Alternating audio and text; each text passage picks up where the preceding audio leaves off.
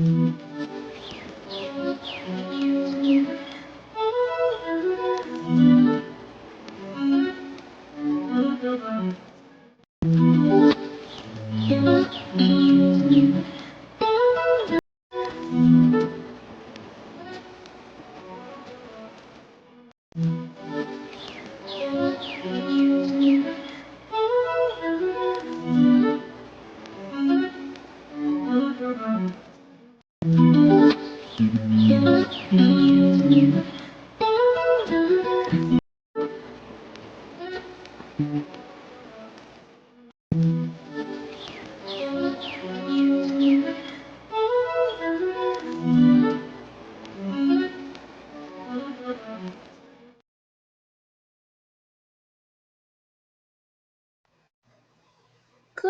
evening, good evening, good evening.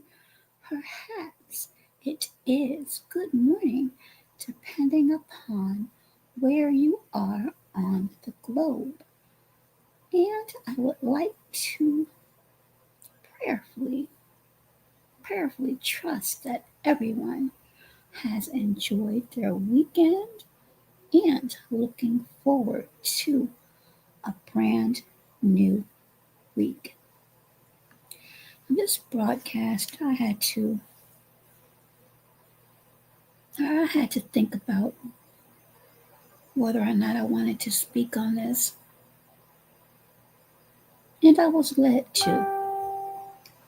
I'm going to attempt to present a couple of videos. One isn't really lengthy. Well, actually, it's about an hour, but I'm not going to go through the entire thing. One is about 12 minutes, and then the other is 35 minutes, and I'm not going to go through that entire video either, but I just wanted to speak on the reflection of life, basically. And let me grab a few comments first. Hey there, member twin. Twin is always working, but I am so glad you are about to go on vacation. Hey there, go 10. How are you doing? Prayerfully, you are doing well. So, as I was saying, I wanted to do a reflection on life because some of the older folks, and when I say older, I mean that's been around for 2, 3 years, they know my plight. Some of the newer folks do not. And as I've mentioned, I have visited many different spaces here on YouTube, and I'm just going to say this, and whether there is pushback at this point, I don't care anymore. People are going to say what they want to say. People are going to do what they're going to do, and I can't. I can't control others' thoughts or opinions, nor am I going to attempt to anymore. It's really, truly not worth it. But what I would like to say is some of the arguments that I have seen and listened to, quite honestly, are so very petty, and some of you don't even realize how blessed you really are. There are some people who may wish that they're in the position that you are. You do not know the struggles of everyone. Everyone isn't going to tell you their struggles. And I can understand why, because you have people who will, as I mentioned before, snoop around and try to, for whatever reasons, dig up information, look for other social media platforms you may have. And as I said, when it comes to me, I'm transparent, but at the same time, due to some things I went through in the past, uh, I don't really play games like that. And I'm not really one to say too much about certain things. I just take action. So, that being said, anyone that is in the that's in the arena of doing such, I'm going to say this one last time. It would behoove you to stop. Just don't do it, because it will not end well for you. Period. Point blank. So, that out of the way,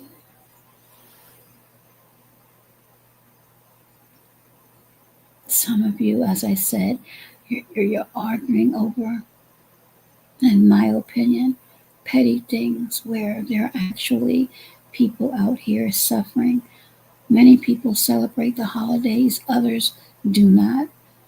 There may be some that may want to celebrate holidays this year, and they're not going to be able to because of perhaps illness or finance, or perhaps, and this is something that many people do not speak about, they may be at odds with family members. So, this type of behavior, again, I can't control anyone, but once this live is over with, and if you truly pay attention to the words that I speak, the videos that I show, so you can actually understand the challenges that I have gone through and still, for some reason, remain here today.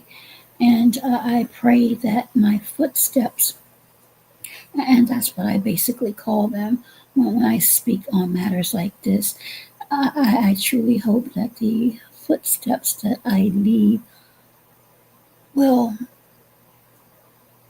foster some type of understanding and appreciation for life. Life on this side is extremely, extremely short, and I'm guilty as well, as far as holding on to certain things. So don't think I haven't been in prayer to release those. I guess I'm just a little bit stubborn, so it may take me a little bit more time, but I believe that I'll get there. So that part is out the way. I cannot say that I hate anyone on social media or in life, because I don't know everybody. I can say there's some behaviors that I'm not particularly fond of, and there are many people that can say, and they definitely have said the same about me. I'm not above being checked, and people have. That shows, especially the way it's done, if it's done in a respectful way, that people care. It's the ones that see you out here acting foolish, or perhaps behaving in a way that's detrimental or could be detrimental, and they say nothing. to me, those aren't genuine people. So I would suggest that you use your discernment, and sometimes you just listen. Listen and examine patterns. And a lot of times that's what I do.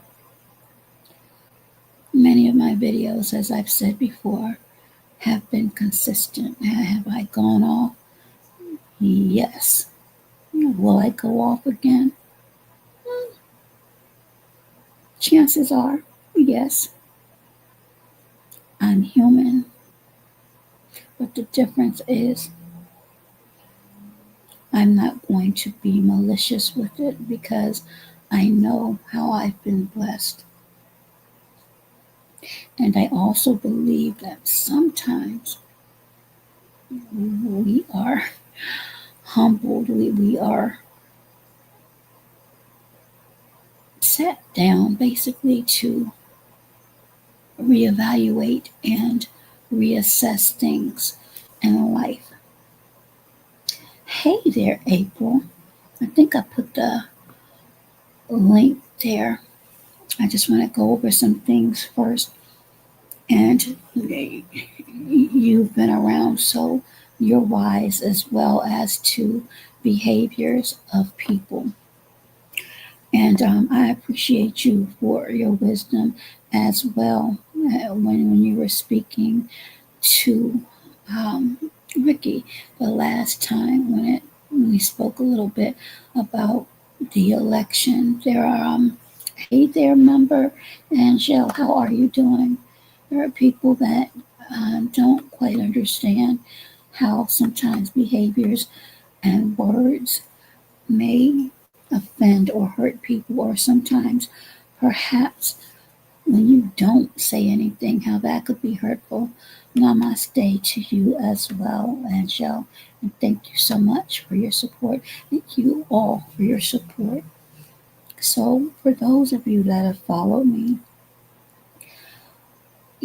know that the challenges that I speak of mostly relates to my having lupus, but not just lupus. It manifested into lung disease back in 2008. I am doing well, Angel, and prayerfully you're doing well on this night or day as well. It manifested into lung disease back in 2008. I went to a conference for work in New York, and I elected to take the train into New York because it's really not that long of a ride. It was actually the Acela train, I believe. I didn't think anything of it. I was just excited to go. It was sponsored by Noble, and Noble stands for the excuse me, the National Organization of Black Law Enforcement Executives. And as I said, I was excited about that program and all of the different breakout sessions that we were going to have and other training that was available. When I got there, we were staying at the Marriott Marquis. I will never forget because one of the things that they did, at least back then, they left one of their signature cookies on the bed. And back then, I was eating junk left and right. So I said, well, I can't eat a chocolate chip cookie, especially one that size, without any milk. And when you're on travel, you get per diem, and per diem is different depending upon the jurisdiction. And hey there, how are you, YM? Good to see you. Hope you're doing well. So I didn't know that New York was that expensive. And we were in Manhattan. So I went down to the little deli shop or whatever, and New York was just buzzing. Many places stayed open 24/7. Again, I didn't know that. So I went there, and I hadn't planned on using my per diem that very first day. And for a half a pint of milk, keep in mind this was in 2008, they wanted $8. I said, I'll just drink some water with this cookie because I wasn't going to spend my per diem or my money for no $8 half pint of milk. But I'm just saying that to say I was at the pinnacle of my career, and when I returned, instead of going straight home, I decided to go back to the office to do my travel voucher because I knew that I was going to be off that Monday. I was working 9-hour days, which entitled me to have a day off. Bad mistake, because I was asked to log in some evidence, which I could have said no, but there were only two people authorized to be in that room, and I was one of them. And I know that the rookie agent really wanted to get his case going, so I said, why not? But he and my supervisor, they were the only two there, and I don't know who it was, but one of them had a cold or something. And I kid you not, when I finished logging in the evidence and shut down everything and completed my voucher, the day I went home, I immediately started coughing, and it went on nonstop. When I went to the doctor, they first said it was bronchitis, and it just continued and continued and continued. And one day I had to get an x-ray, and I ask questions. Whether I want to know the answers or not, I'll ask questions. And the radiologist showed me the image, and I saw a little spot. So I asked him what it was. And he said, "Oh, it's just a little mass." I'm like, "What do you mean? It's a little mass?" So at that time, I was getting a little bit frustrated because when I ask questions, if you don't know the answer, then just tell me that and advise me where I can go to get the answers that I'm looking for. So he said, "Well, sometimes certain pneumonias will cause that." And I said, "I understand that, but that that spot looks really odd to me, and none of the medications you all have administered, they're not doing anything. I don't feel any better, and it's going on a month now, and it's really affecting my life quite a bit." So he put a little bass in his voice and said, "Well, if I wasn't satisfied with the answer that he gave, I could take the x rays and go to a hospital." And I said, "You know what, sir? I think I'm going to take you up on that offer." So I took the x ray and I went to Southern Maryland Hospital Center. I don't know if it's still called that now, but as soon as I got there and gave the images to the intake person, I guess they gave it to an ER doctor, and they said, "You have pneumonia, and it's a pretty bad one." And I was admitted. So they started to administer IVs and antibiotics. It wasn't, well, all pneumonias are bad, but it wasn't to the point where um, I couldn't breathe or It wasn't as bad as things I've experienced since, but it was bad enough because I didn't know how I didn't know how damaged my lungs were, and I did not know that both had been affected because at first they said it was bronchitis and that's what they were treating me for. So I was walking around longer than I should have with pneumonia and just thinking it's just because of the lupus. So, long story short, that went misdiagnosed and it just started a snowball effect that caused a lot of issues. I ended up having to basically retire from a career in which I loved because when you're out on the streets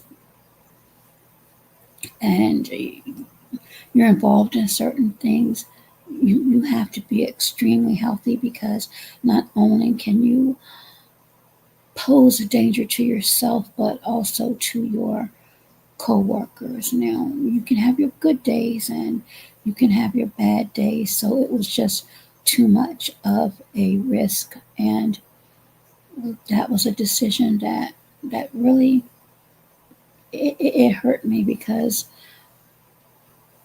when you have love for something that you do, it's not a job. At least that's how I look at it. I mean, there are days that I remember I would spend hours there just working on things and establishing rapport with other agencies and just knocking cases out left and right and just mastering my craft. So I was enjoying it. But as I said, it just as quickly as things were rising, things started to fall apart. The people that I had helped, people who didn't know how to type, people who didn't know how to put together their KSAs, which are knowledge, skills, and abilities. I did that for them. They were able to get into the government because of me. And when I fell on hard times, and I've explained this before, some of the answers, if I received any answers, were you're smart, you can figure it out. Names that were hurled my way. I think the most hurtful was there's nothing wrong with you, you're just being lazy. You know, when you're dealing with an autoimmune disease, that's a disease where, for many people, and it affects people differently, but basically, your body is fighting against your body, and there's only a few medications out there, and there's only one pharmaceutical that has been effective for me, and that's prednisone. I've been on that since I was diagnosed back in 1992. It is now 2024. I never expected to last this long, so that's a miracle in itself. But there's a lot of side effects that come with that as well. As I mentioned just a few moments ago, the hateful and ugly things that came from people that I knew personally, including relatives, it really took me aback. And then I'll just say the verbal slaughter online it was pretty bad as well. Just the name calling and the evil, ugly things that people are saying, not just men, but women as well. So it took me through quite a bit. And I stayed away for a while. And came back, and I questioned. I questioned a lot of things about myself. I always held myself as being strong, not just physically, but mentally. But going through all of that, it broke me. And when I went through what I went through just a few short months ago, that really did something to me emotionally, to where sometimes I really don't get much sleep. I'll rest, but maybe in time, I guess I'll get over it. I don't know. But I went through a, it wasn't even a flare, it was a sudden onset of a double pneumonia right before the holiday. And it seems like every time a holiday comes up, I end up getting sick. I don't know what it is about that, but it always seems to happen. I guess the devil is busy, but it was May the 27th. Usually, when I don't feel well, I'll drive myself to urgent care, or it depends on if I'm really having problems with breathing where an inhaler doesn't work. I'll just drive. But this particular time, I couldn't do that. I actually had to call 911, and then I was transported to, like I said, one of the best facilities on the East Coast. But the problem was my oxygen rate was so bad. Normally, for those of you that go to the doctor or you go through a triage, you can stick your forefinger in this little device, and it'll let you know what your oxygen rate is. And for most normal, healthy people, it'll be 99 to 100. Mine was down to 80, and I was sitting, meaning that's what it was, resting. So that was a problem. And when I moved around, it would drop all the way down to 60. And when I was in the ER, I had to go to the restroom because they had given me through IV Lasix. They thought at first that maybe fluid had built up around my lungs. They didn't know what was going on. I didn't know what was going on. I just knew that was something that I had never, ever, even through my lowest points, had experienced. And it was just really odd that I was feeling that way. So it scared me. I've been independent basically since I moved out at the age of 17. After I graduated high school, I was in the stay in school program and started my first government job at NASA. As a matter of fact, NASA headquarters. So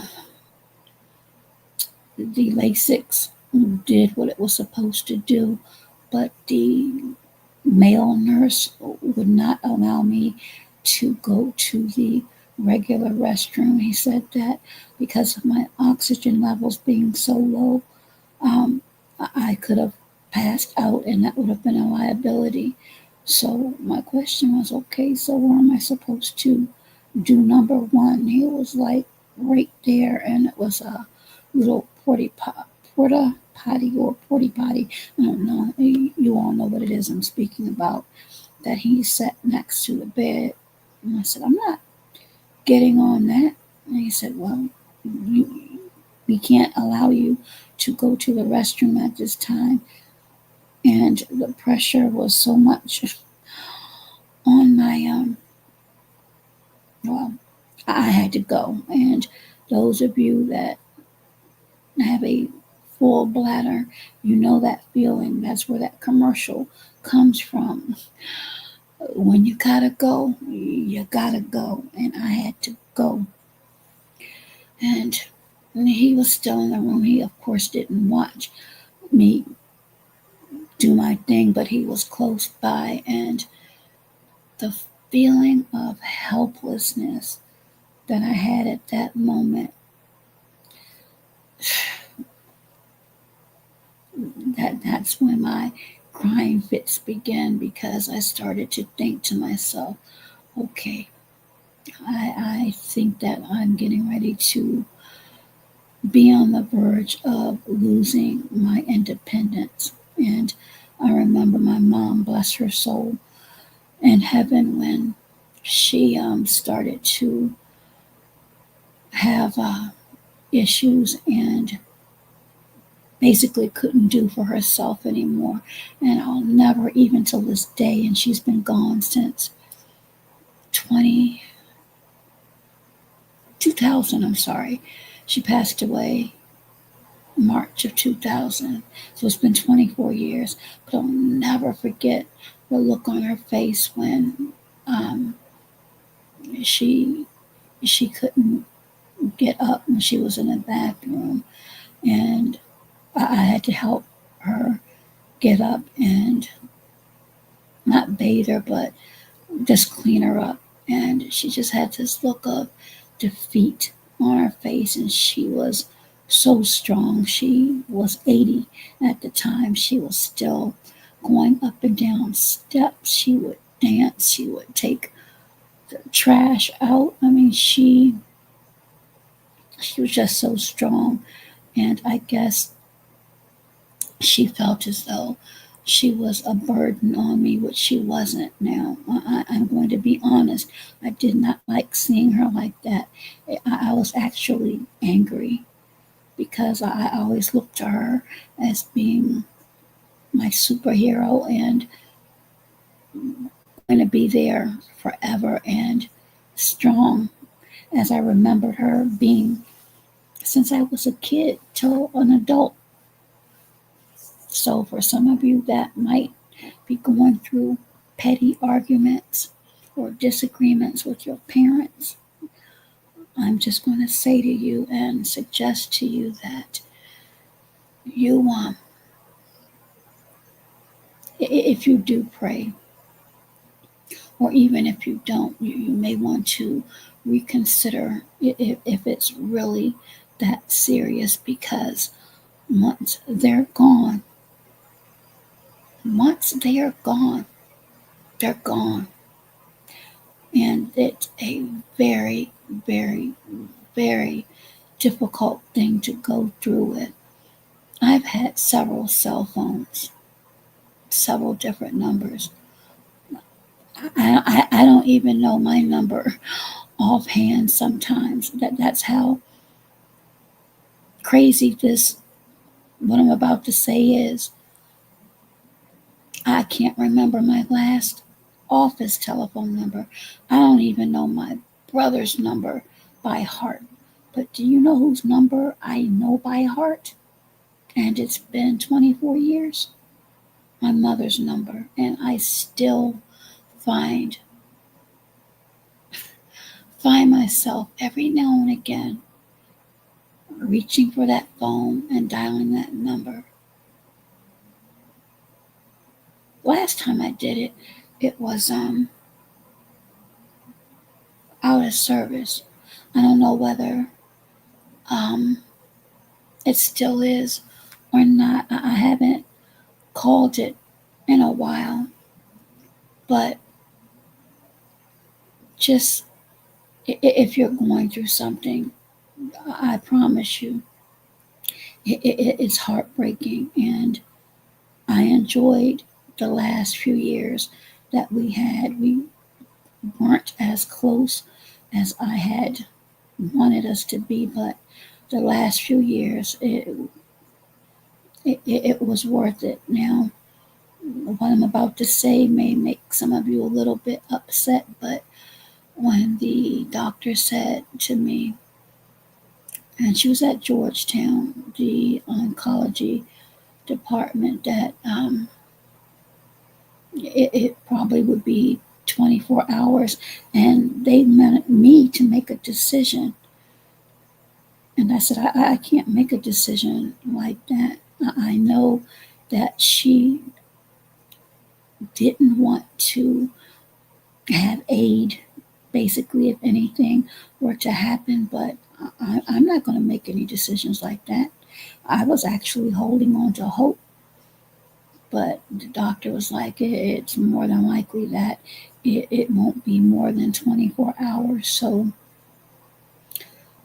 I remember walking by the room, and this was the last time, the time before the last time when I went in there. I just remember all of these machines and all these things beeping backwards and forth, and I just knew. And the funny thing is, she was so beautiful and youthful looking at that time, despite all of the things she was hooked up to.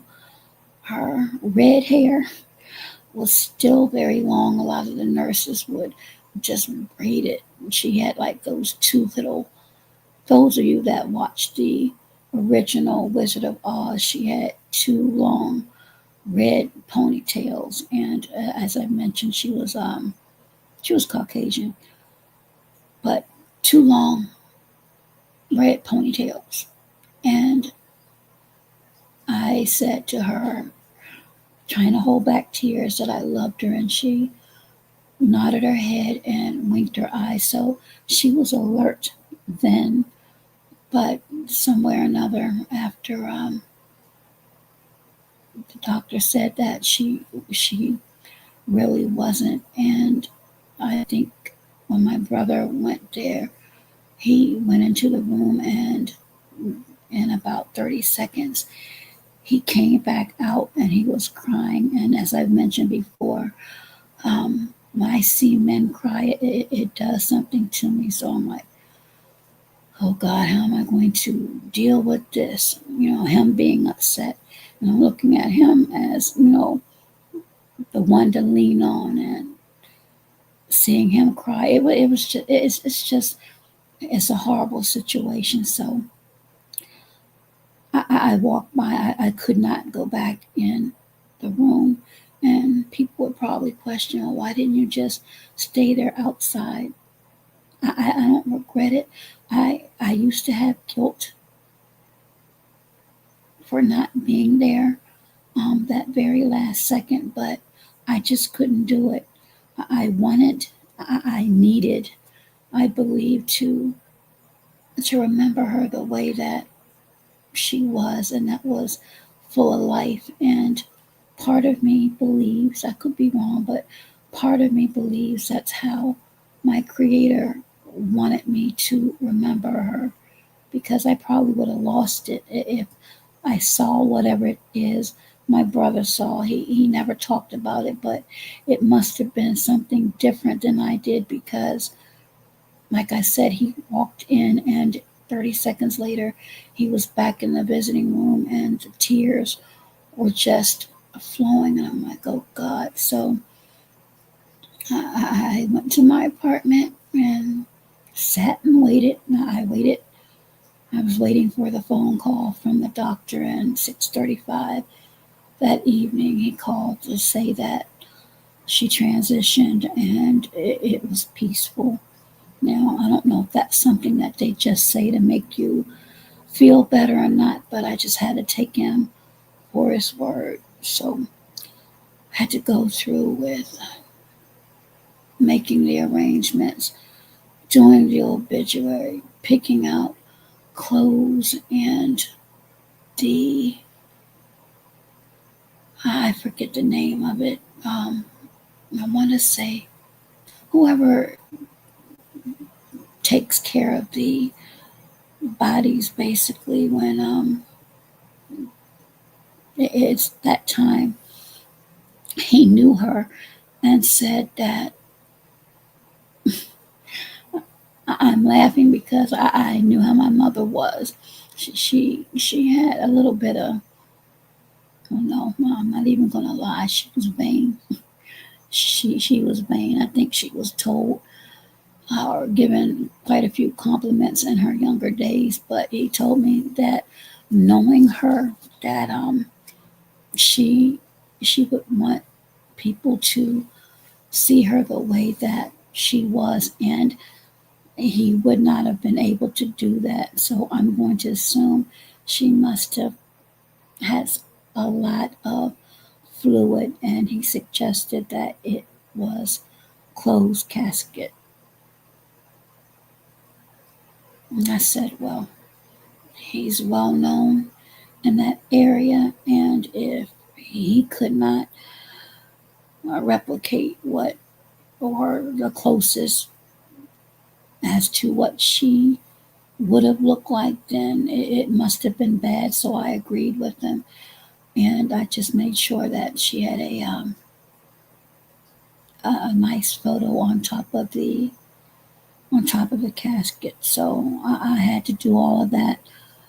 My brother, I know, loved her, but he didn't help me with anything. Nothing. I had to do all of that on my own. Now, as far as the insurance and things like that, we already had that discussion, and that's a very difficult discussion as well. But she told me where I could find everything when that time came, and it was right where she said it was, and everything was taken care of. We, meaning he and I, are actually taken care of. So we have nothing to worry about. That's one thing. She didn't have the best education, but as far as handling business and preparing for the future, she knew what to do, and she did. And as I said, everything was taken care of. Her headstone, and it's a beautiful, beautiful headstone. It's black mahogany. She loved frogs, so I had frogs um, chiseled in, and pictures of all three of us, and a poem that I had written that was chiseled on the back of the tombstone. I think that was one of the first like that, and many people have done that since then, but that was one of the first, and it's still probably one of the largest ones where she's resting peacefully. That wasn't cheap. So when I say she took care of business, she did. And that's another thing. Um, and this goes to not just one demographic, but to a lot of people, because I can't tell you how many times how I've seen GoFundMe's because families don't have enough to lay their loved ones to rest. I know a lot of us like to consume certain things, and make sure, make sure, this is just a suggestion, that you have proper insurance. Times of transition, they're not cheap. They weren't cheap then. I can't even imagine what they are now, to be quite honest. I can't even imagine. And I've seen hundreds of GoFundMe's for that alone. So that's just a suggestion. Absolutely, Goten. So I'll repeat before I go on to a video.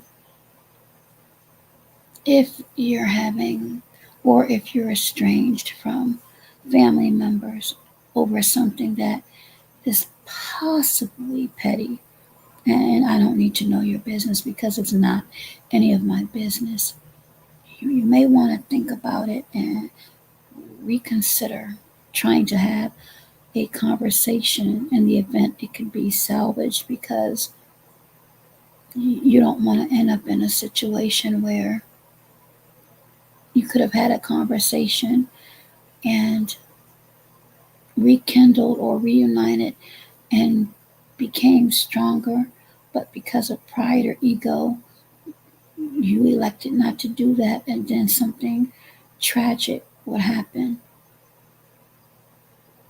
I would think that would be a horrible, horrible thing to have to go through with. So, but those are just words of wisdom. And let me get these. I'm sorry, but sometimes when I speak, I I'm in another world. So, Goldchin said, "Funerals ain't funerals," and Angel is there. And Goldchin says, "You gotta be careful. I gotta be careful." And yeah, Goldchin. I mean, a lot of families go. You'd be surprised of some of the things that I've heard. Families go through, especially when it comes to money. And I'm not even going to go there. Hey, member Joy, how are you? Hope you're doing well out there in the Philippines. And Go 10 says medical fields don't care. Many of them really don't, but she was in good hands. It was just she, like many people, kept things to herself, and it was really too late. And she made decisions, I think, that she probably should have made differently, but she was a lot like me, stubborn, and she was going to do what she wanted to do anyway. And Goten says, I visit Gene at the hospital. I believe the doctors at Georgetown put him on strong medication, lose his function. I'm not really sure about that. Perhaps um, things are a lot different these days, but I know she had a very, very good doctor, and he actually was against her decision, but it was hers, so he basically, his hands were tied. And I told you last Friday, actually, you had a hot mic, and I didn't want everybody to hear what was going on. So I heard a little bit, but I said, let me go ahead and get you off. And Critical Thinker said the holidays are stressful in so many ways for different people. Absolutely. And Critical says prednisone is a miracle drug, but yes, and you'll see in a moment exactly what I mean by that. And it's true. There was one time that I couldn't walk, but this was early on when I was first diagnosed. And if it weren't for the prednisone, then um, I don't know what would have happened. So, again, thank you to all of the members that are in here and those that are listening. So, as I mentioned, about five, let me see, May, June, July, August, September, October to November. So we're coming up on 6 months. And I told you all I'm a writer. My math is horrible. So yes, I count on my fingers or my fingers. And I'm not ashamed to say that.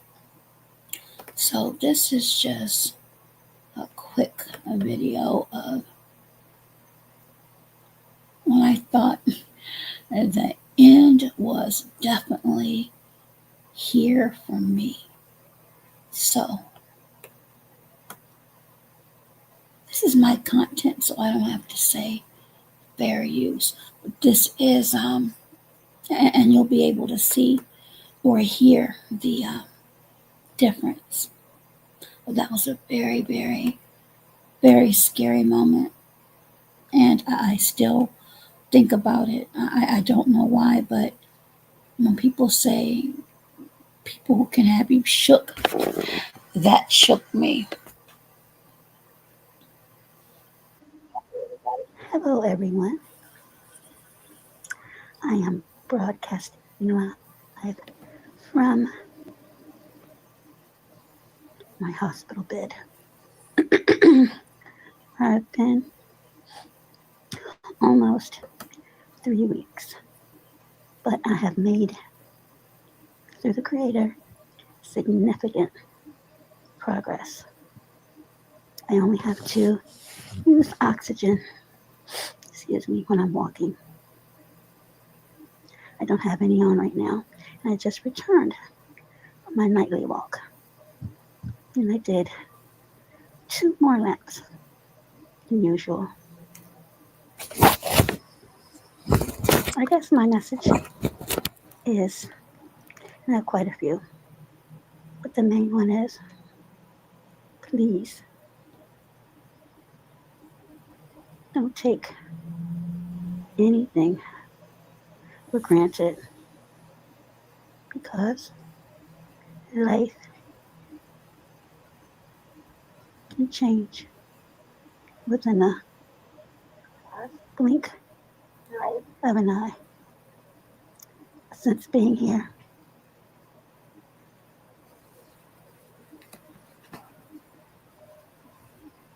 thank you, Street Po. Please make sure you hit that like button if you haven't already. But as I was saying,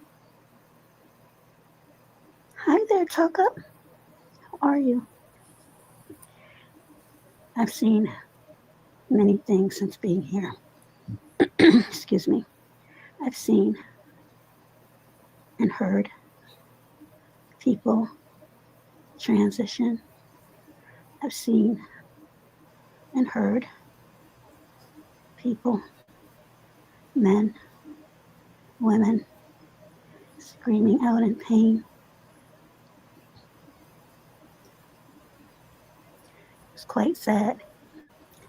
I've been here going on 3 weeks, fighting a really tough pneumonia, and prayerfully, tomorrow will be my last day here. That's what the goal is. I'm no longer on oxygen as I sit, but as I ambulate or move around, I still need it to get over the hump. Am I happy with it? No. But we need our lungs and oxygen to breathe. So again, please don't take anything for granted. I am doing well. Hey there, Joy. Yes, I'm getting there. How's everyone Friday doing? Thank you. Hey there, Slewfoot. There are a lot of germs, and the medication that I'm on is actually for people who have had transplants. So it has totally suppressed my immune system. That being said, any cough or sneeze, and I happen to walk by, or if someone comes in here that's been in a room with someone that may have done that, could be dangerous. So, and that's with anyone, but I have to be extremely careful. And I'm taking precautions, and I'm in much better spirits. Hey there, Stock Explorer. How are you? Yes. So, I wasn't going to be on here long. Just wanted to pop in and say happy Friday to everyone, and to thank everyone for their well wishes and love, gifts, if you will. Everything is appreciated.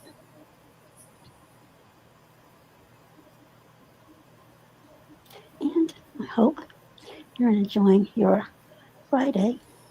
And for some of you, like Joy, their Saturday. It's been hot on these YouTube streets. I've been watching and listening, and sometimes I just have to shake my head. I understand the, excuse me, entertainment value. Some things, well, I'll reserve that for another time. I see you, Joy, and everyone else. Remember to hit the like button. I'm watching you. I've got my eye on you. No, I'm just being silly right now.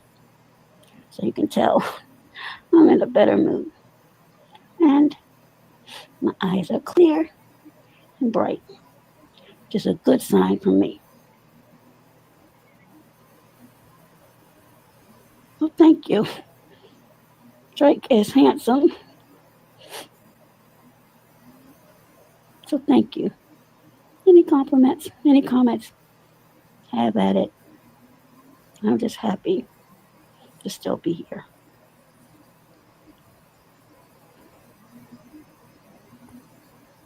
Yes, I had quite a bit of vegetables today and fruit, and will once I leave.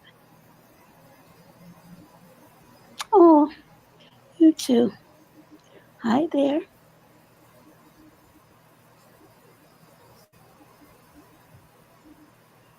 English, but speak whatever you like to speak.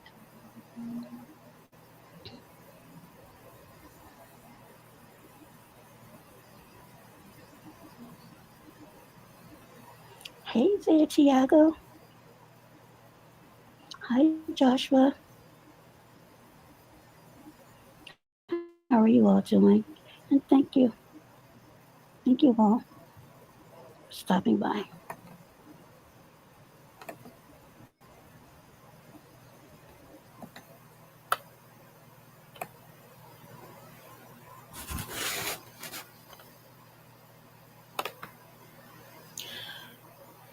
Thank you, Critical. No, I was laughing because someone said, um, you look like Drake and you're handsome. So I said, whatever, have at it. I don't know if they were joking or serious or not, but people are just people. I'm learning that.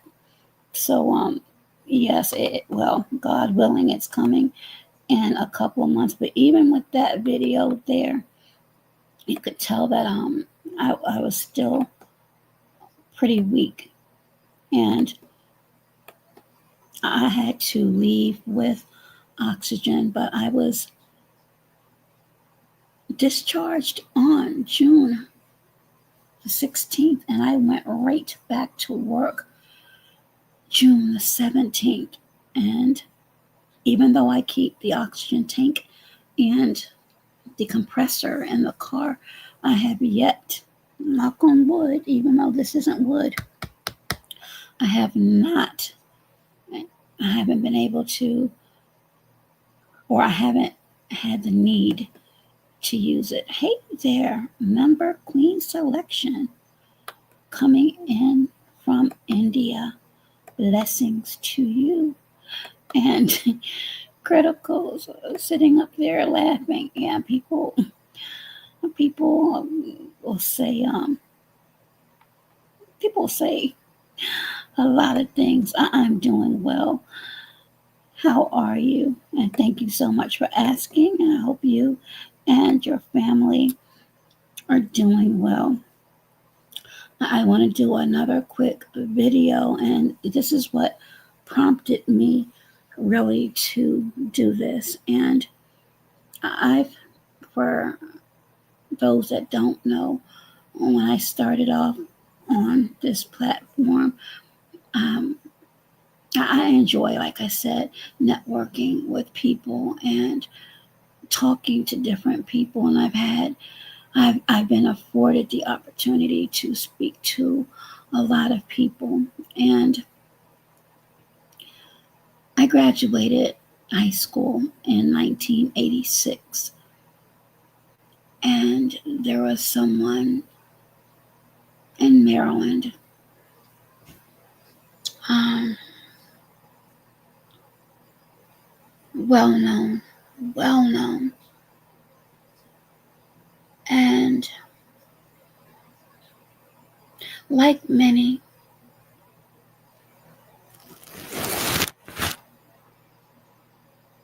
life appeared to be at his fingertips at the age of 22. And I really want those that are in here to please pay attention to this. And this is going to be really difficult for me to get through because every time I think about it, it's upsetting. I laugh and joke most of the times, though. I'm serious. I'm serious about a lot of things, but this too affected me, even though this happened years ago. There are people that sometimes touch you, and those effects never really go away. You may not know them personally. You can meet them, of course, but you don't really know them. But the effect when you met them, it can have a lasting effect on you. So this young man, um, like I said, 22 years old, was drafted by the Boston Celtics to play NBA basketball. A guy from the area, from Maryland. He was a Maryland Terrapin, as a matter of fact. And many people arguably have said he may have been, had he lived, perhaps better than Michael Jordan. Reebok was looking at him.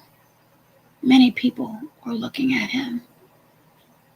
Many of his so called friends were looking at him.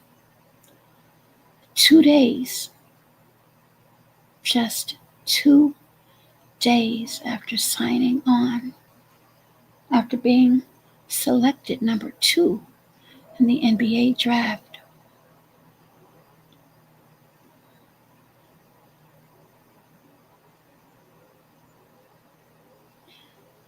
he ended up having what they call a cardiac arrhythmia from the result of, I'll just say, ingesting too much of a substance. Now, there are many people that have said negative things, but I retraced, or I did my best to retrace some of the places he went that I knew of the last few hours, and I'm just going to stand on what I believed then and what I believe now. That I'll just say this: I believe that jealousy and envy played a role in his not being here anymore. So absolutely, Goten, that's my feeling. But I'm just going to play a little bit of an interview that I had with his mother, and this is the eve of his birthday. He would have been, had he lived, 61 tomorrow.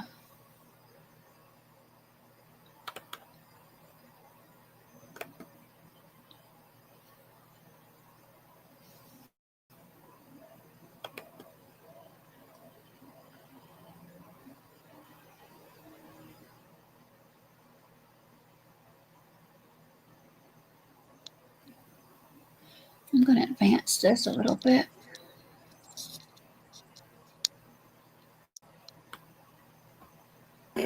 Although there's much, much more to her than that, and I don't believe my introduction will give her justice. So, Dr. Bias, welcome.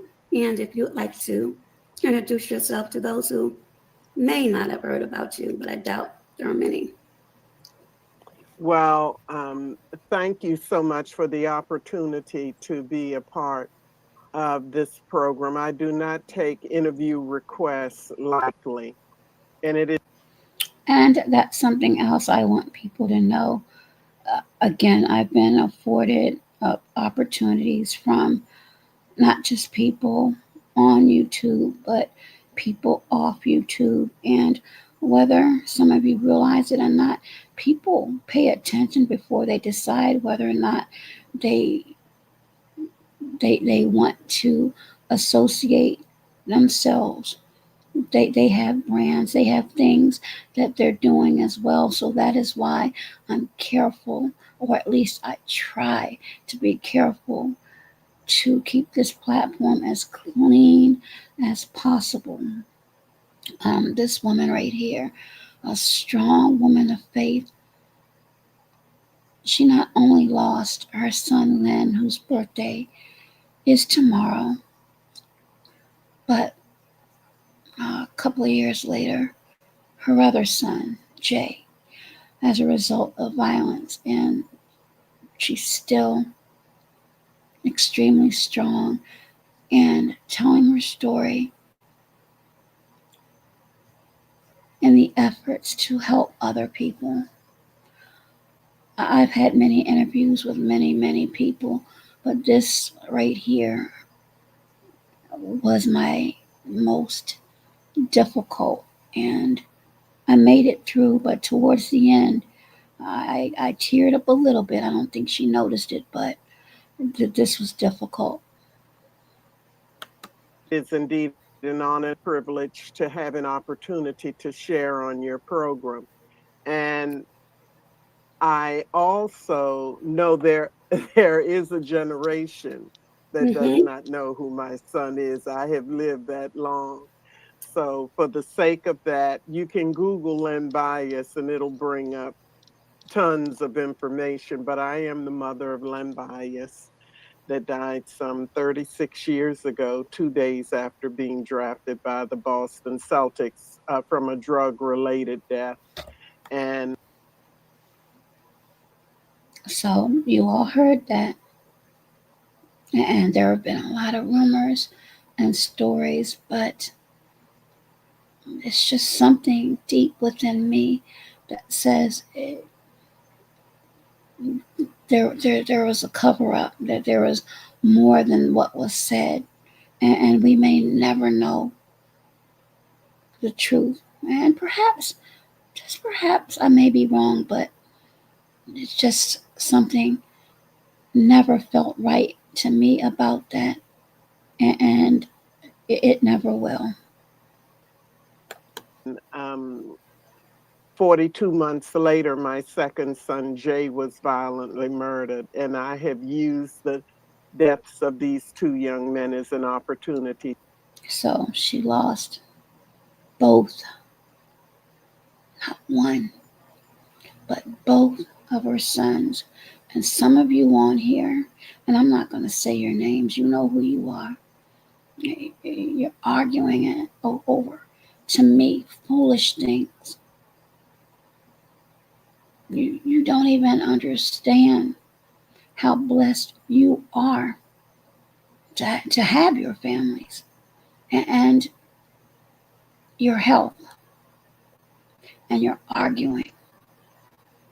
Some of you, in my opinion, really should be ashamed of yourself, especially some of you that posture yourselves as Christians, because this is a Christian woman and she has experienced loss like some of you will never experience, yet she remains poised. Maybe some of you so called Christians need to take a chapter out of her book. lucky to travel throughout the nation, encouraging both young people and adults alike. And more specifically, I believe that in all of the horror and the trauma that I have had to deal with, I believe that my two sons were two seeds that went down into the ground to bring forth life. They weren't buried, they were planted to bring forth the life. Mm, So that is so um, beautiful. I am a woman of faith, and I have come this far by my faith. I know that my lot should be the local mental institutions. Absolutely. Again, she did not lose one, but she lost two in horrible ways. And then she had to listen, and probably still has to listen to ugly things being said about both Glenn and Jay. Standing on one son's grave bearing another. But I am just so grateful to God for giving me the strength and a mission that if I had a choice, I would have said, no, I don't want it. I want my children. I don't want the mission. But Very, very poignant. She wanted her children, not the mission. But sometimes the mission comes with unspeakable heartbreak. I was kicked out of my comfort zone and learned to maximize potential and have become a motivational speaker and Mhm. trainer and life coach for families and children. So Wow. that's See, it. I didn't know that. Well, thank you for sharing. So I'm Hmm. going to go through a few pictures and some brief questions. And if you see a comment there, Hmm. if there are any questions at Yes, the end, Dr. Nikki. Yes. mhm, welcome. We can answer those because I do not want to impose on any more of your time. So the first one is most kids grow up or they grow into themselves, and a lot of people consider it as the awkward stages where they grow into their physical appearance.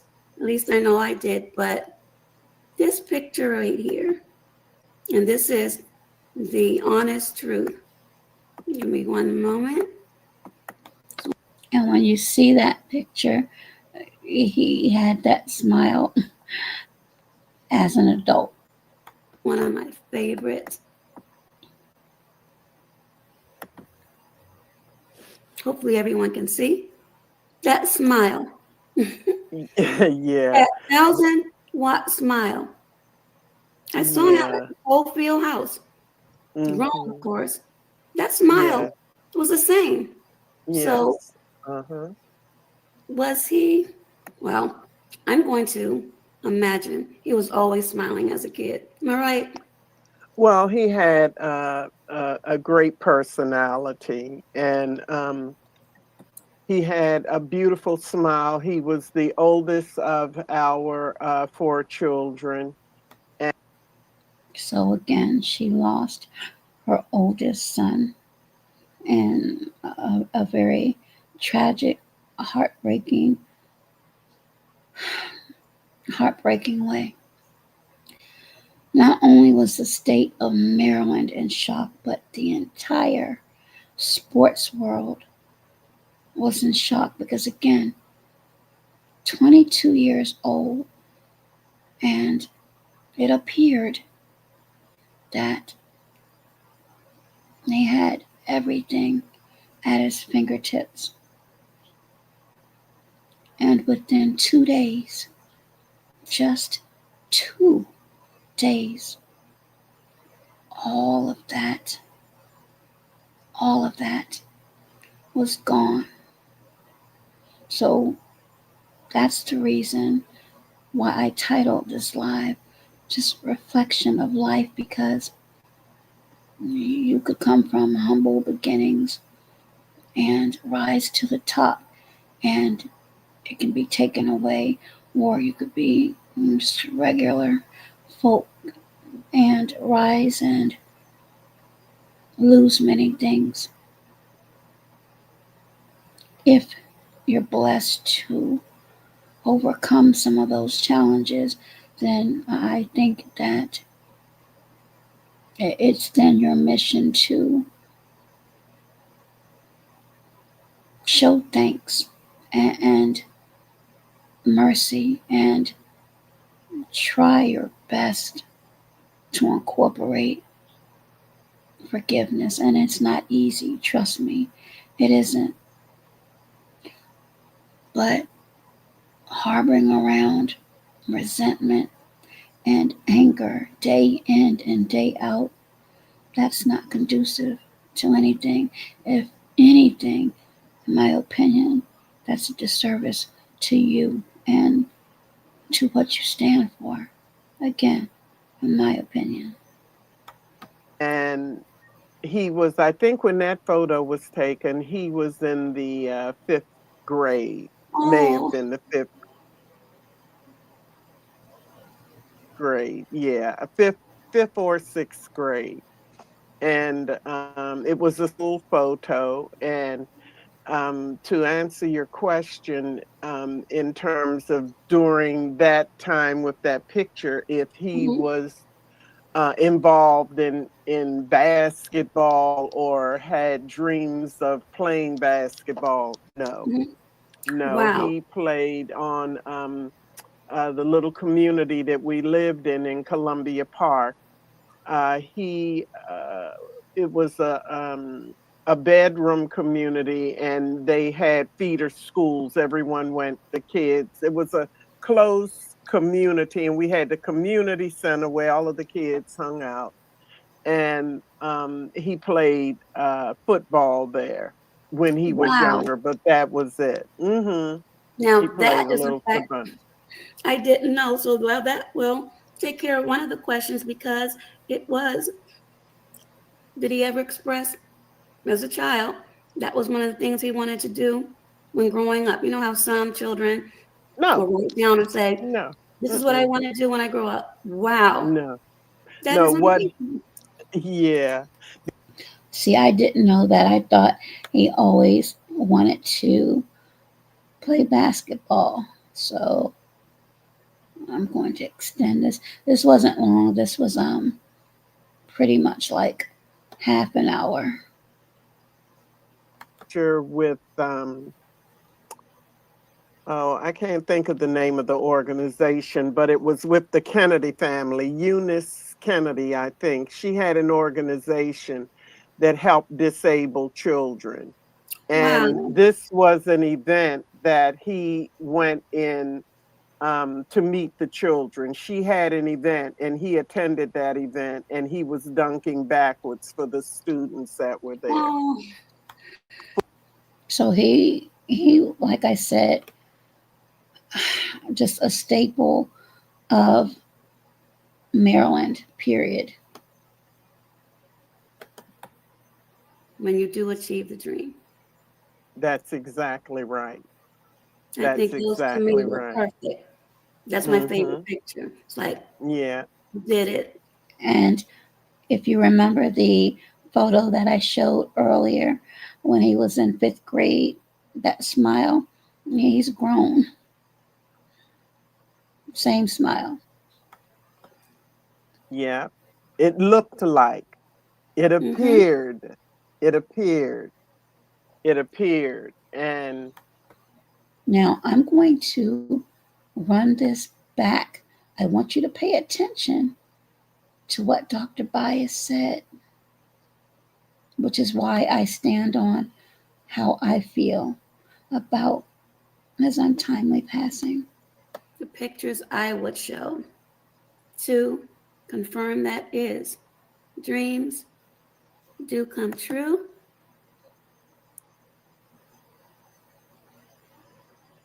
And yeah. there's Mhm. no better feeling when you do achieve the dream. That's exactly right. I That's think those to me exactly were right. perfect. That's my Mm-hmm. favorite picture. It's like, Yeah, you did it. yeah. It looked like, it Mm-hmm. appeared, it appeared, it appeared. There's a message within that message. Mothers know. Mothers know. So I'm going to advance it a little bit more. After completing college, then all types of obstacles are going to come to see if you can do it. But Yes. the obstacles are not coming in a negative manner. The obstacles are coming to develop the non marketable gifts and skills within you to help you to do self discovery. I had no idea. I always dreamed before Len's death that I would teach Sunday school or Bible school or something like that. I just always dreamt that, but I had no idea that it would be at the level that it is today and discovering who I am through pain. You know, Yeah. Discovering who you are through pain. So each day that I think back on my challenges and that last one, and for those of you that have followed me since that first week, I almost didn't make it. I almost didn't make it. So as I said, there's a reason. There's a reason. 2018, I was told I was a candidate for a lung transplant. Well, I'm not strong enough to withstand anesthesia. So, had it come to that, I wouldn't be here. That was 2018. We're in 2024 now. So, for those of you who may not believe in miracles or may not believe in favor, grace, and mercy, you're listening to that from me. Some of you truly have no idea everything that I've gone through. I've shared a lot, but not everything. But trust me, somebody, something has definitely been watching over me. And I'm going to extend this to the very end.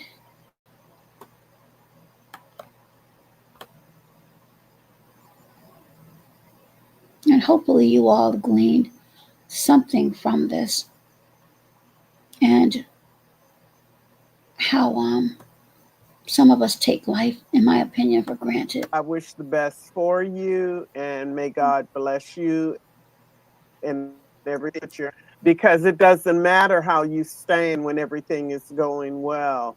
It matters how Mm-hmm. you stand in hardship. That's where character and your foundation is built. And we need women of power today, of power and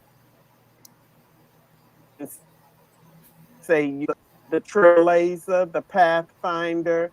We are the cradle of all civilization and we are powerful. So I thank you for all that you do through your faith to help us all.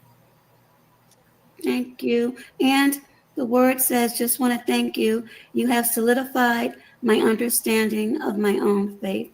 That was beautiful. That was meant towards Oh, you, Dr. praise Bias. God. Thank you, God. I Well, praise God for anything anyone gets.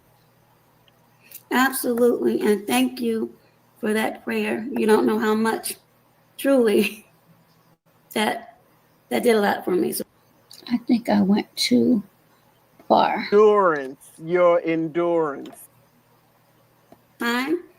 And that is all that I have for this segment. And if there's anyone else that has any other questions, so we can get Dr. Bias back to the remainder of her Monday, please put them down.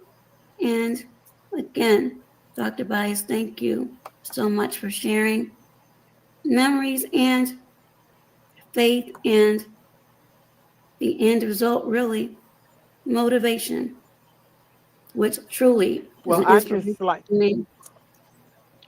well, I thank you, and I thank you, and I honor you for endurance, your endurance. Endurance is the ability to withstand stress and hardship. And you press through your challenges that you deal with to try to inspire someone else. And my Thank you. prayer for you is all that you pour out will come back over you in wellness and heal. Your future is bright.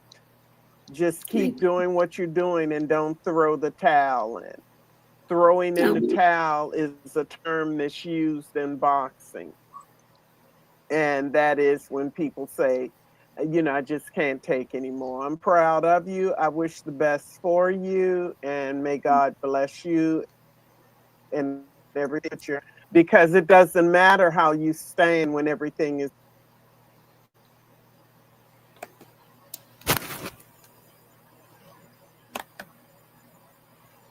That was extremely um, powerful. And the prayer that she gave was it was beautiful, and again extremely powerful to me, for her to be able to feel what I endured. And then, as I said, I was good up until that point, and I got a little bit teary eyed at that point, but I remained composed for the most part. But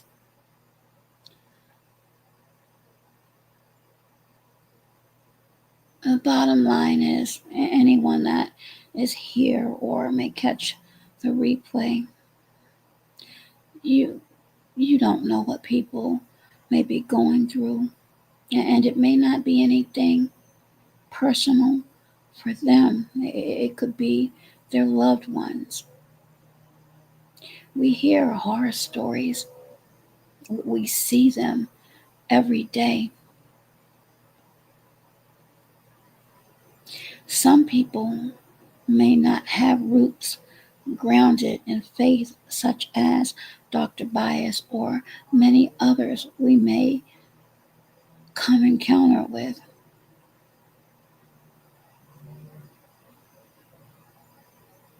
Some find things so difficult that they give up. And to be honest, there have been times I felt like giving up. And I think that's something that the adversary will do. And that's another thing that I think that is extremely important. And it's something that I've spoken on before. And I still haven't quite stayed on that path. And that is sometimes when you visit dark areas, and that's people or places that are dark all of the time. I think many people have their moments. I know that I do. But as I've cautioned before, sometimes if you stay in areas too long, the transference of that type of energy sometimes could roll off and infiltrate your very being, and you become that same person or entity I've seen a lot of that as well. And when I do, I have to slowly walk away from that. So it is now 2 minutes after midnight, and I would just like to take this moment and opportunity to wish Len Bias a happy heavenly birthday.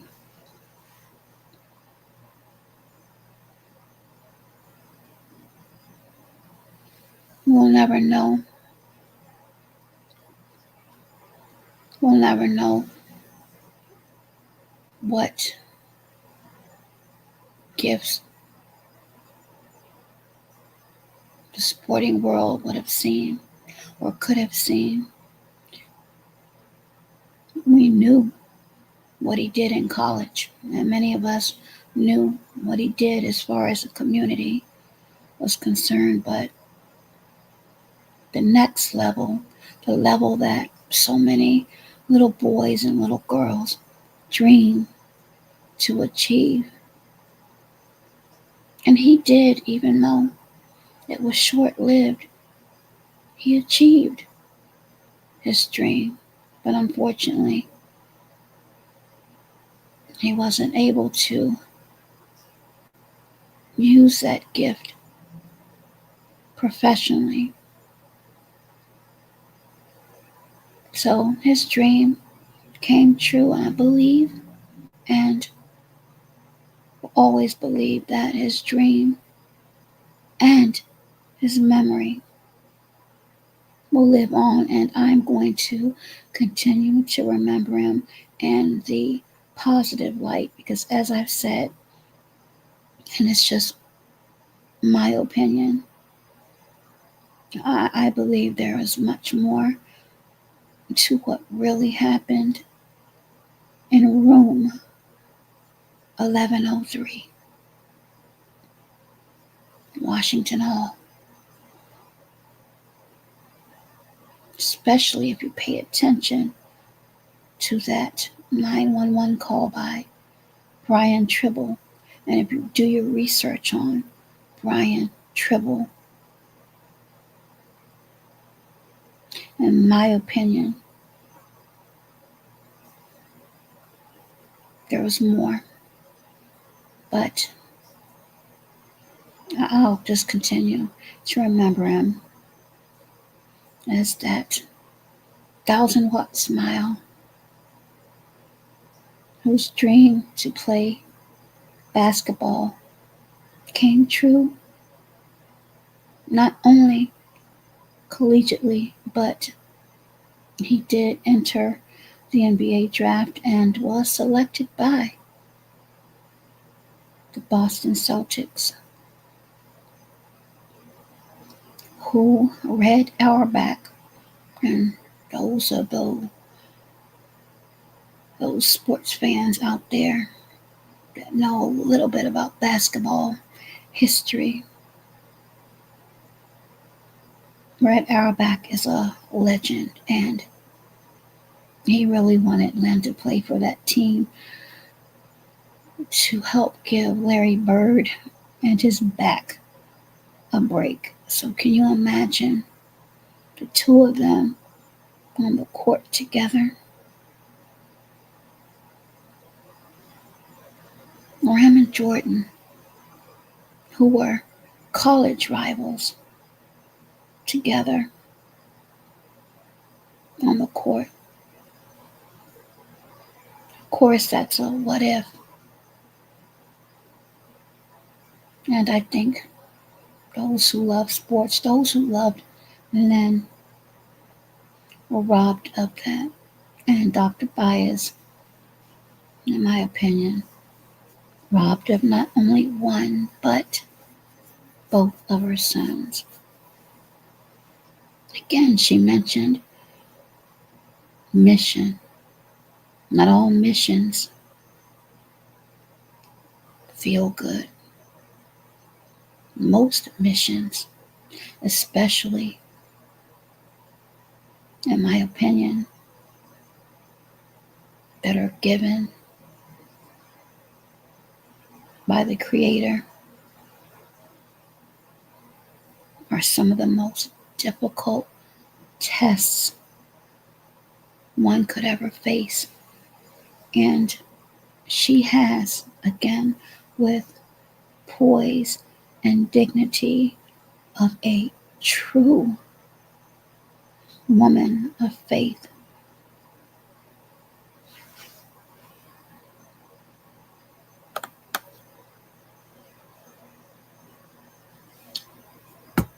Oh, my birthday, God willing, is November the 29th.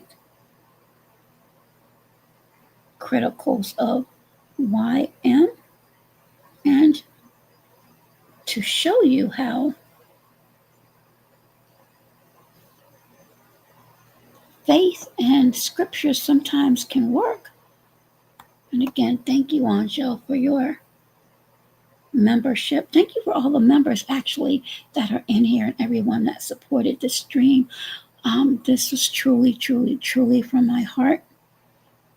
And I hope you all were able to glean something from this as it relates to reflection and understanding how blessed you are in life. I'm trying to find something really quick and then I'm going to close it out.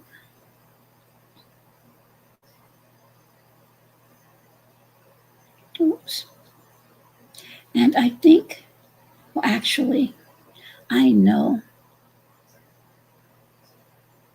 from that experience a few months ago that had me learning how to do many things all over again, having me pushing around a oxygen tank, having me told by doctors and nurses that you're going to need oxybate,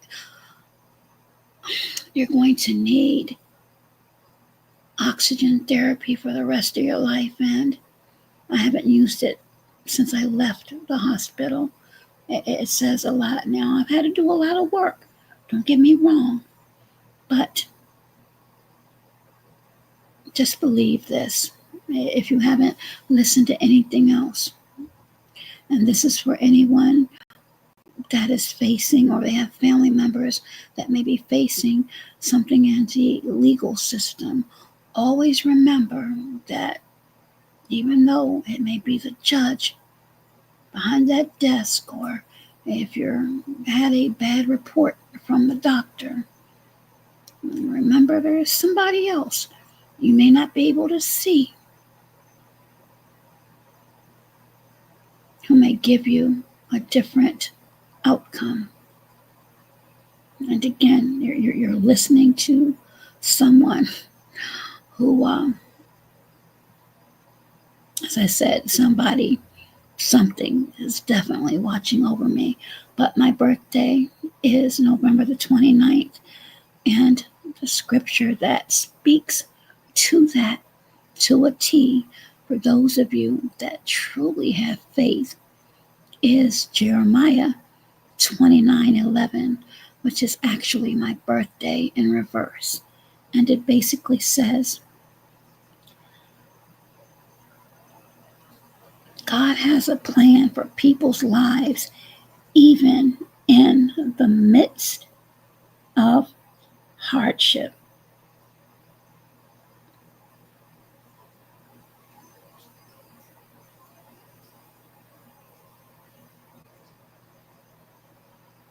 If that doesn't speak to me and my plight, nothing else does.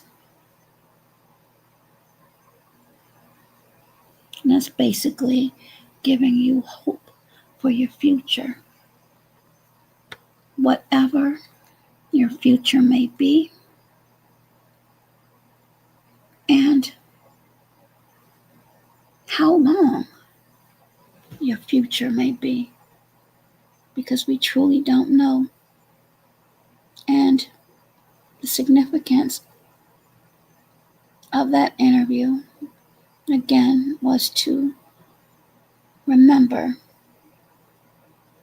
Len Bias, not just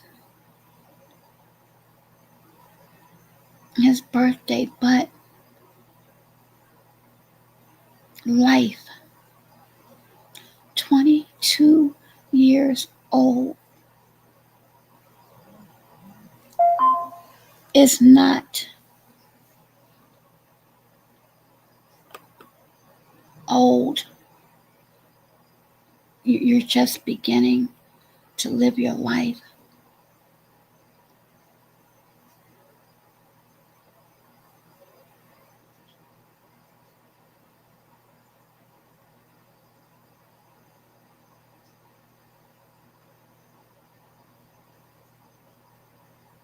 The greats, Larry Bird, Robert Parrish, Kevin McHale, just the thought of being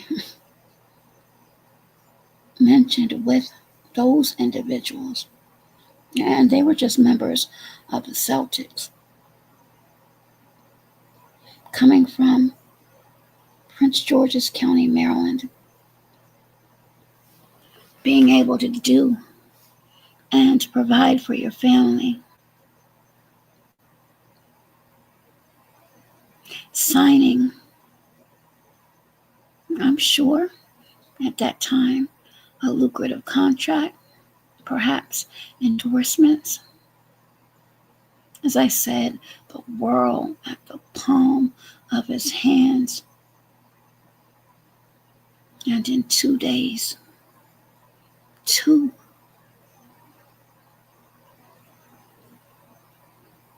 if you think about numbers, the significance of numbers,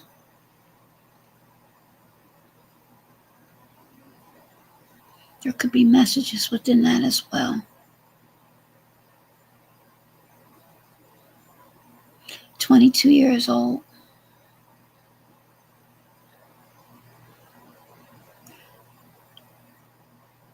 He transitioned 2 days later after signing, after being selected number 2 in the NBA draft. And whatever happened in his dorm room being room 1102. There are many twos in that story. It's just something for people to think about. Again, I don't push my beliefs on anyone. What I would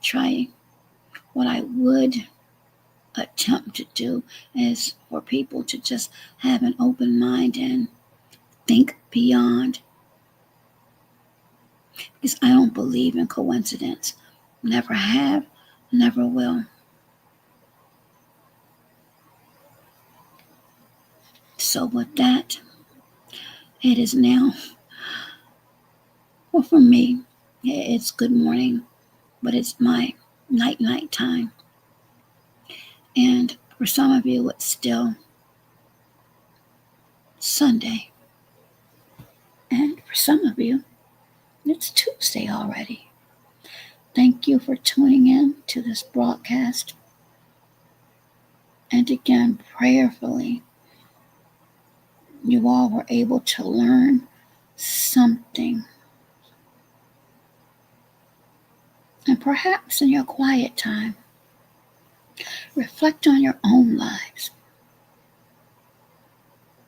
and ask yourself, are you taking anything for granted? Are you taking anyone for granted? Or are you going through any petty arguments that can't be salvaged? Is there anything that you can fix or try to fix? If so, then try to make that effort, especially if it comes to family members. And sometimes you may not be able to, but if there's a possibility that you can, I would suggest very strongly that you do that, because as I said, after someone is gone, even though if you believe, you always will feel them in your heart, but not being able to hug them on certain days, or if you just had a really rotten day and you want to go home and just be up underneath your mom and hug them and have them take care of your boo-boos and let you know it's going to be okay. Because I don't know what it is, but it's just something about mothers that they can make everything seem a lot better. I'd give anything just to have one more good day with her. I would stay up the entire 24 hours just talking and laughing, and us both preparing a meal or doing a apple pie cook-off. I still think she would beat me. I've learned a little bit, but I still think she would beat me till this day. But yes,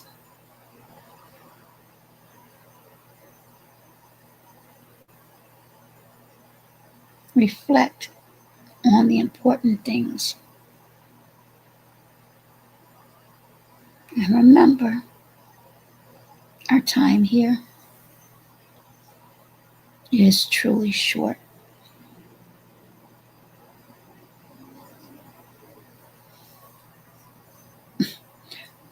Well, thank you, Team Whiskey. Bottoms up. Good night, Goten. YM, Agile, Queen Selection, Joy, Team Joy, and so many of you all.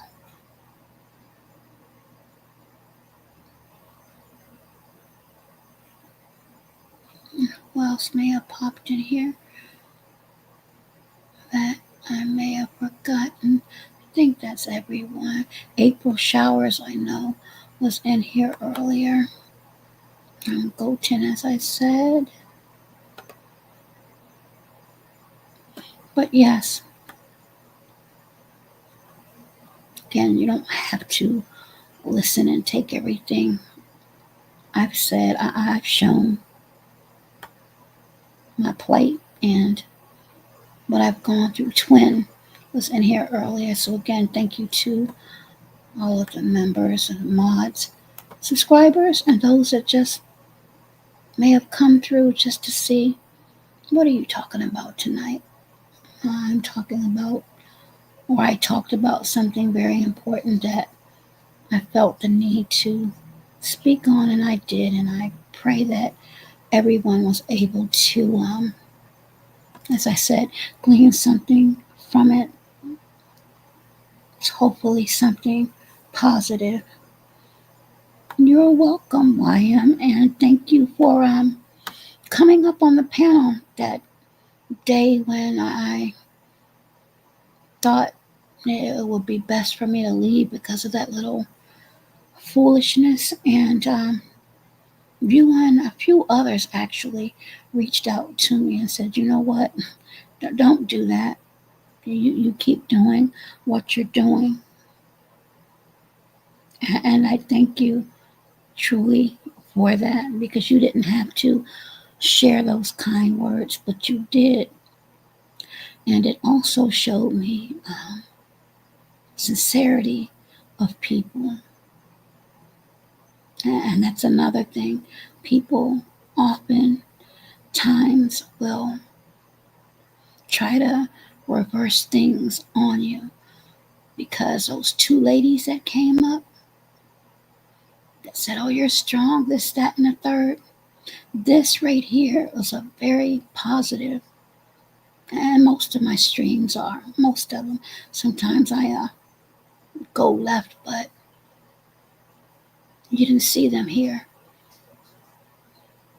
because certain people like mess all of the time.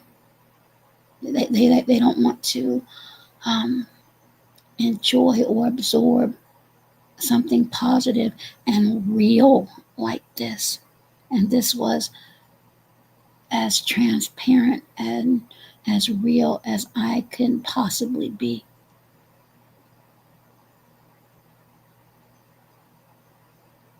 And trust me, I know, even though I don't say anything, I know,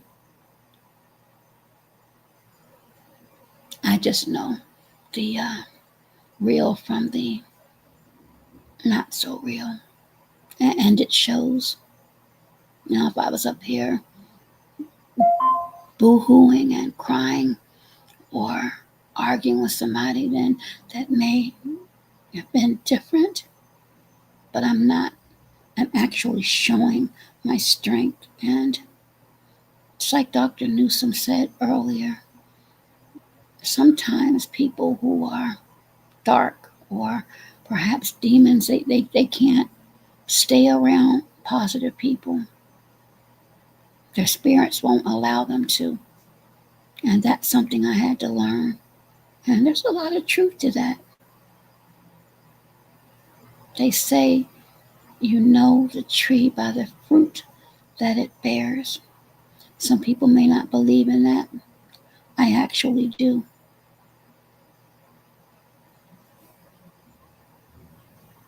Hey there, Martin Show. And thank you. So, everyone, you know the drill. Please be safe.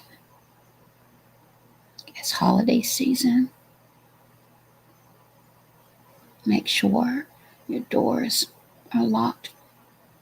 If you're out shopping, that you park in well lit areas and you check your cars before you get in.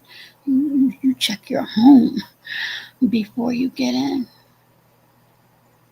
If you're shopping and you're pushing your carts around the aisles, keep your purses or wherever you keep your currency on you. Don't leave them in the cart because you don't know who's watching you.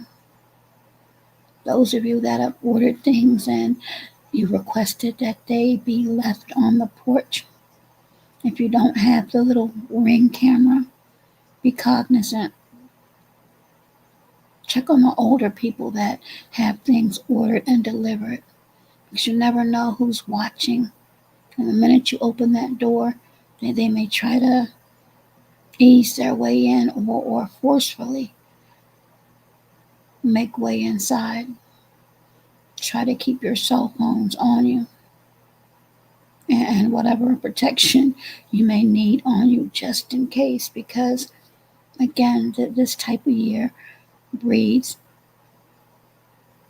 like YM said earlier, depression, sometimes desperation with people, and sometimes darkness out of people. So be safe with that. Be well. Try to uplift yourself. Don't look to others to do it because trust me,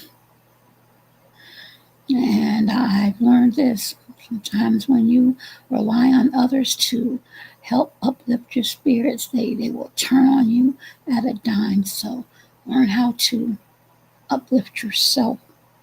So be well. And lastly, and most importantly, in my opinion, is be healthier. And that's not just what you put in your tummy, but what you feed yourself mentally and emotionally. Everyone, have a good night. And again, thank you all very much for listening. Until next time, bye bye for now.